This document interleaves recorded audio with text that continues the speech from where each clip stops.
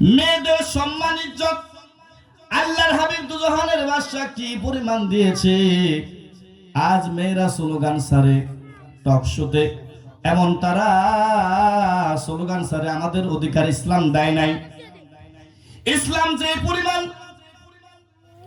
নারীদের সম্মান দিয়েছে, ওই পরিমাণ সম্মান কোন ধর্মে দেওয়া হয় নাই। আমার বন্ধুগণ, একজন মহিলা একজন পুরুষ ইচ্ছা করলে সাইকেল চালাইতে পারবে, একজন পুরুষ ইচ্ছা করলে ভ্যান চালাইতে পারেন, একজন পুরুষ ইচ্ছা করলে রিক্সা চালাইতে পারেন, গাছ উঠতে পারেন, ফল পাড়তে পারেন, একজন মহিলা তা পারে না। মহিলা ঘরের ভিতরে তারা তাদের ছেলে মেয়েদেরকে লালন পালন করবে, স্বামীর আমানত খেয়ানত করবে না।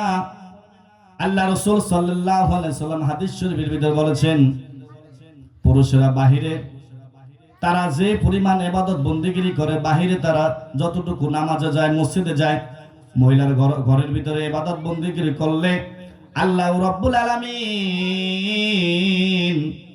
ঘরের ভিতরে যে পুরুষ বাহিরে যতটুকু ইবাদত করে, ঘরের ভিতরে ইবাদত মহিলারা যদি করে, আল্লাহ রাব্বুল আলামিন এর চেয়ে বেশি সওয়াব তাদের আমলনামায় দিয়ে দেয়।